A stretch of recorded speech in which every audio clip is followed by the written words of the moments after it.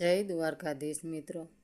9 વર્ષની દીકરીના એક વાક્ય પર માએ 18 વર્ષના દીકરાને એક પણ સવાલ પૂછ્યા વિના ઘરમાંથી કાઢી મૂક્યો। પરંતુ 2 વર્ષ પછી જ્યારે એ જ દીકરીનો જીવ તેના ભાઈની કિડની પર ટક્યો હતો, ત્યારે સત્યએ આખા પરિવારના આત્માને હચમચાવી દીધો હતો। 9 વર્ષની દીકરીના એક વાક્ય પર માએ 18 વર્ષના દીકરાને એક પણ સવાલ પૂછ્યા વગર વિના ઘરમાંથી કાઢી મૂક્યો। પરંતુ 2 વર્ષ પછી જ્યારે એ જ દીકરીનો જીવ તેના ભાઈની કિડની પર અટક્યો હતો, ત્યારે સત્યએ આખા પરિવારના આત્માને હચમચાવી દીધો। તે રાત્રે ઘરમાં રવિવારનું કૌટુંબિક જમણવાર હતું। દાળ, પુલાવ, રાયતું, ગરમ રોટલીઓ અને સંબંધીઓનું સન્માન હાસ્ય। નંદિતા 38 વર્ષની હતી। તેના પતિ સમર 39ના, તેમનો દીકરો કુનાલ 18 વર્ષનો હતો અને દીકરી પીહુ 9ની ઉંમરનો તફાવત મોટો હતો।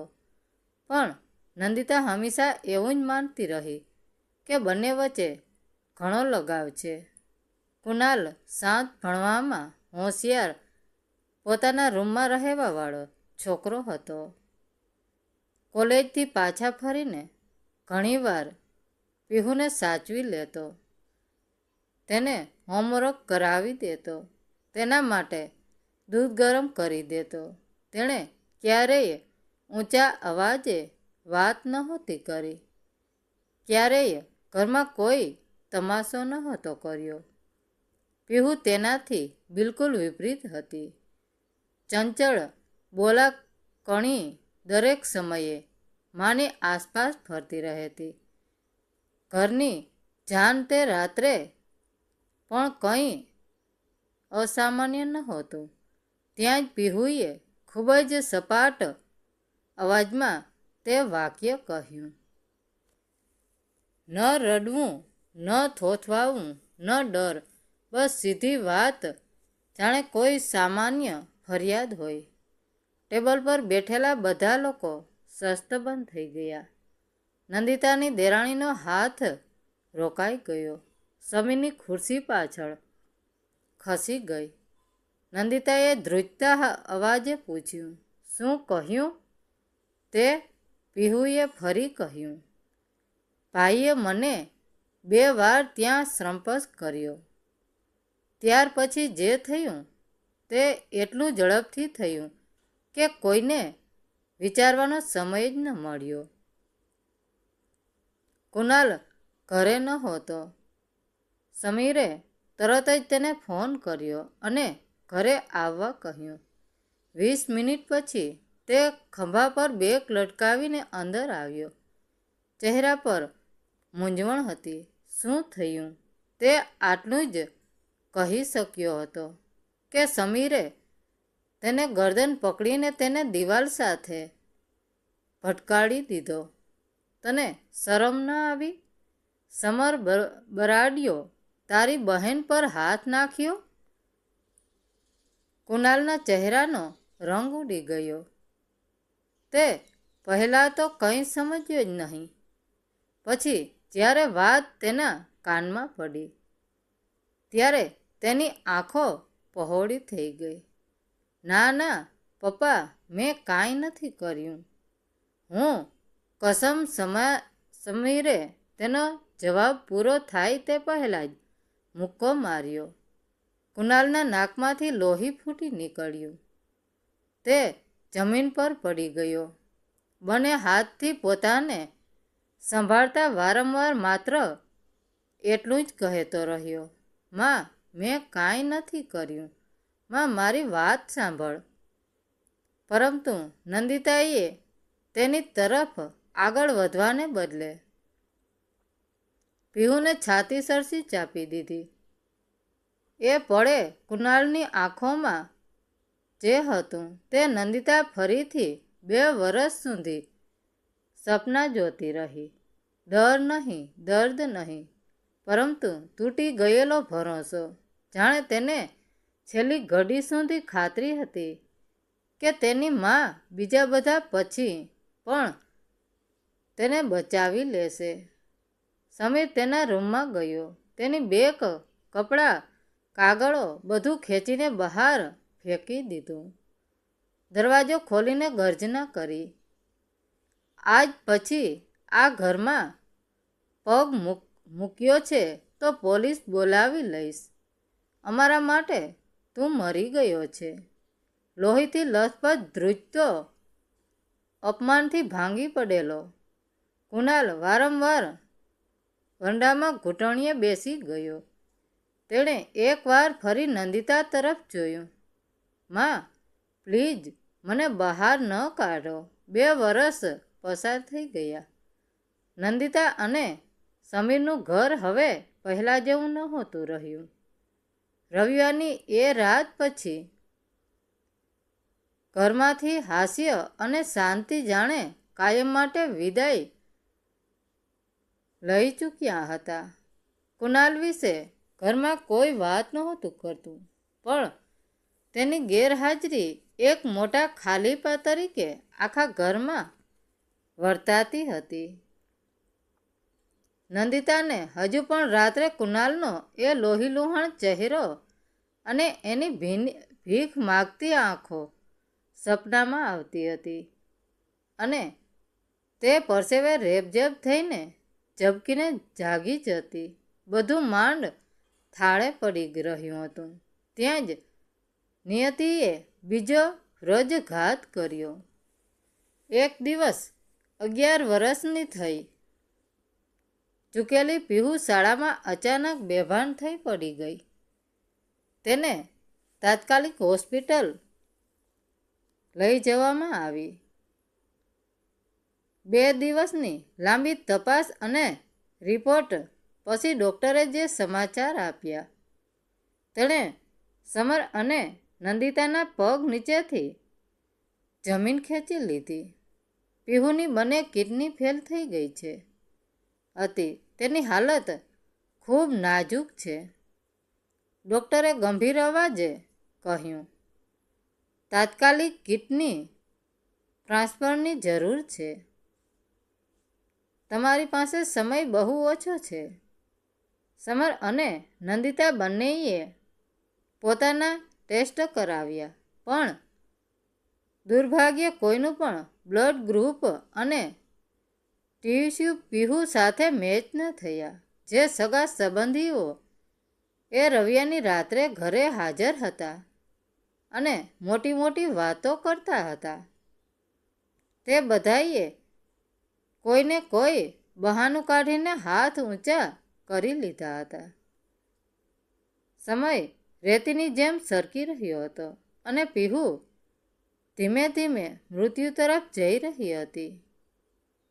આઈસીયુના બિછાને પડેલી પીહુ હવે સમજી ચૂકી હતી કે કદાચ તે હવે વધારે દિવસો સુધી જીવી નહીં શકે. એક રાત્રે જ્યારે નંદિતા રડતી રડતી પીહુના માથા પર હાથ ફેરવી રહી હતી, ત્યારે પીહુએ ધીમેકથી નંદિતાનો હાથ પકડી લીધો. તેના શ્વાસ ફૂલી રહ્યા હતા. માં, મને માફ કરી દે. પીહુનો અવાજ અત્યંત નબળો હતો. નંદિતાએ આંસુ લૂછતા કહ્યું, અરે ગાંડી, કંઈ નથી થયું. તું જલ્દી સાજી થઈને ઘરે આવી જઈશ. પીહુએ નકારમાં માથું હલાવ્યું. તેની આંખોમાંથી આંસુ વહેવા લાગ્યા. ના માં, મને ખબર છે હું નહીં બચું. ભગવાન મને મારા જ પાપની સજા આપી રહ્યા છે. માં, મેં ભાઈ સાથે બહુ મોટું ખોટું કર્યું હતું. નંદિતા અંદરથી હચમચી ગઈ. શું બોલી રહી છે તું? પીહુના હોઠ ધ્રુજી રહ્યા હતા. માં, ભાઈએ મને ક્યારેય નહોતી અડી. તે દિવસે બપોરે મેં પપ્પાના કબાટમાંથી પૈસા ચોર્યા હતા. ભાઈએ મને જોઈ લીધી હતી અને તેણે મને ધમકાવી હતી કે જો હું પૈસા પાછા નહીં મૂકું તો તે રાત્રે જમતી વખતે બધાની સામે મારી પોલ ખોલી દેશે. નંદિતાનો શ્વાસ જાણે અટકી ગયો. પીહુ રડતા રડતા આગળ બોલી, હું બહુ ડરી ગઈ હતી. મેં ફોનમાં એક વિડીયો જોયો હતો જેમાં આવું કહેવાથી બધા છોકરાને જ ખરાબ માને છે. એટલે મેં ભાઈ મારી ચોરી પકડી પાડે તે પહેલાં જ એ જૂઠાણા બોલી દીધું. મને નહોતી ખબર કે પપ્પા એટલા ગુસ્સે થઈ જશે અને ભાઈને ઘરમાંથી કાઢી મૂકશે. માં, ભાઈ સાવ નિર્દોષ હતો. મને માફ કરી દો. માં, રૂમમાં એક ભયાનક શાંતિ છવાઈ ગઈ. માત્ર મશીનોનો બીપ બીપ અવાજ આવી રહ્યો હતો. નંદિતા પથ્થરની મૂર્તિ બની ગઈ હતી. 2 વર્ષ પહેલાંનો એ રાતનું દ્રશ્ય, કુણાલનો એ લોહીથી ખરડાયેલો ચહેરો, જમીન પર પડીને આજીજી કરતો એનો દીકરો અને તેના એ શબ્દો, માં મેં નથી કર્યું, મારી વાત સાંભળ.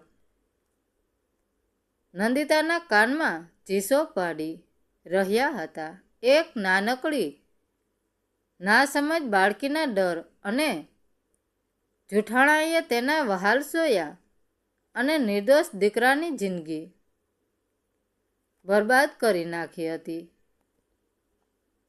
તે જ સમયે પાછળથી કોઈના ધ્રુસકે ધ્રુસકે રડવાનો અવાજ આવ્યો. નંદિતાએ પાછળ જોયું તો દરવાજા પાસે સમીર ઊભો હતો. તેણે બધું જ સાંભળી લીધું હતું. તેના હાથમાંથી દવાઓની થેલી નીચે જમીન પર પડી ગઈ હતી. જે દીકરાને તેણે ઢોરની જેમ માર્યો હતો, જેને ધક્કા મારીને અડધી રાત્રે ઘરમાંથી કાઢી મૂક્યો હતો, તે સાવ નિર્દોષ હતો. સમીર પસ્તાવાની આગમાં ભડ ભડ બળી રહ્યો હતો. પણ હવે રડવાનો સમય નહોતો. પીહુનો જીવ બચાવવાનો હવે એક જ રસ્તો હતો, એક જ આશા હતી, કુણાલની કિડની. પણ જે દીકરાને તેમણે મરેલો સમજી લીધો હતો તે કુણાલ 2 વર્ષથી ક્યાં હતો, કેવો હશે, જીવતો પણ હશે કે કેમ? સમર પાગલની જેમ હોસ્પિટલની બહાર દોડ્યો. તેણે કુણાલને શોધવો જ રહ્યો.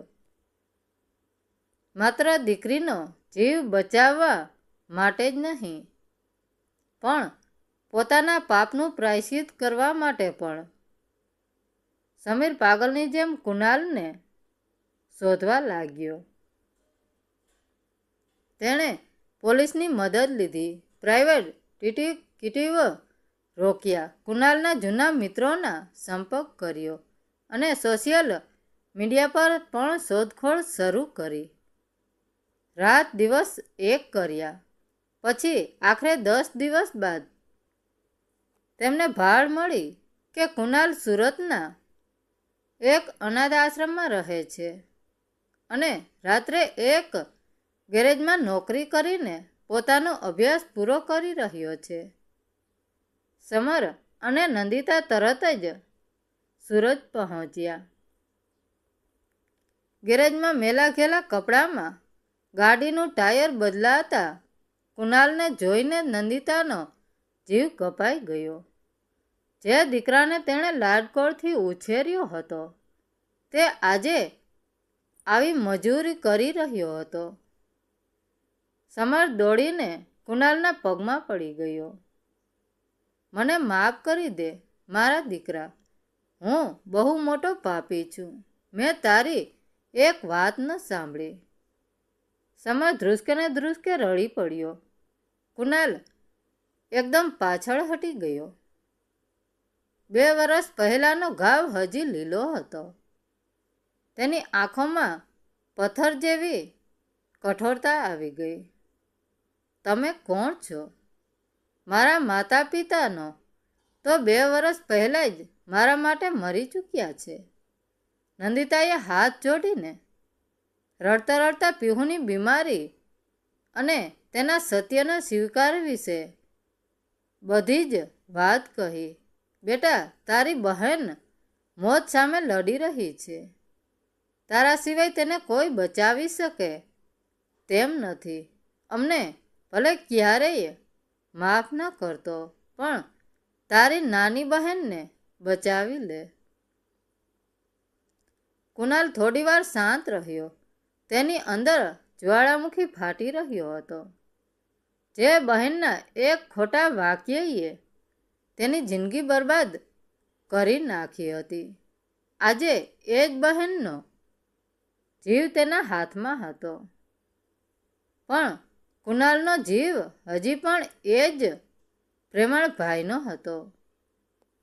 તેણે આંખો બંધ કરી અને કહ્યું, હું આવીશ તમારા માટે નહીં, માત્ર પીહુ માટે.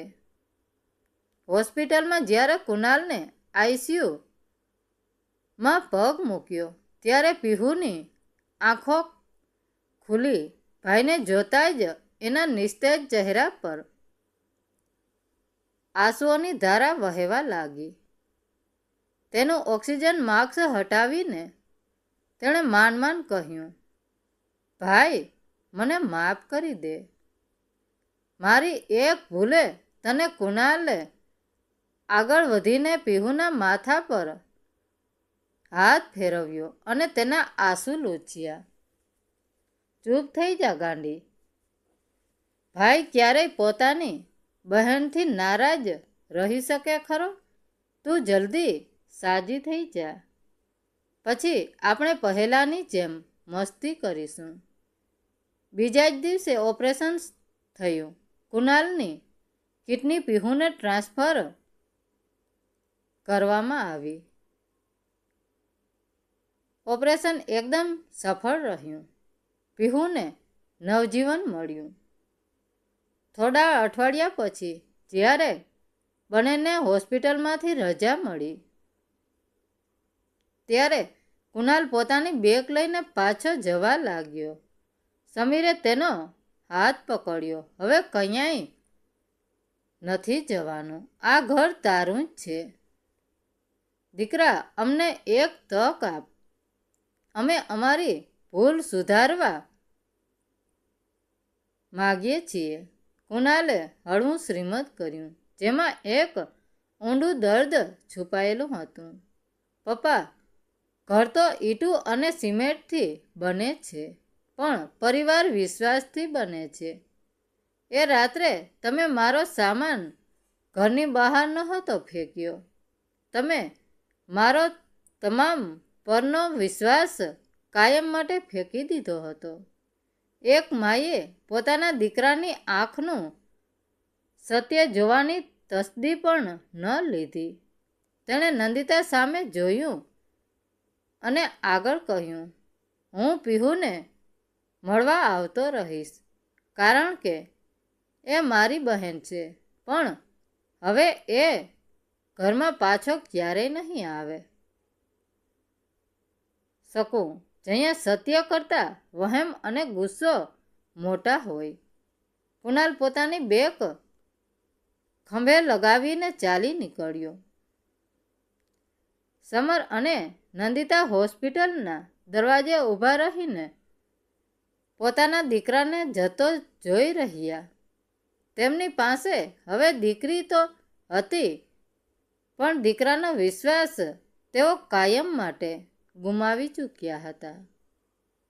મિત્રો, વાર્તા કેવી લાગી? સારી લાગી હોય તો કોમેન્ટ કરીને જરૂર જણાવજો. ધન્યવાદ મિત્રો. રાધે રાધે. જય દ્વારકાધીશ.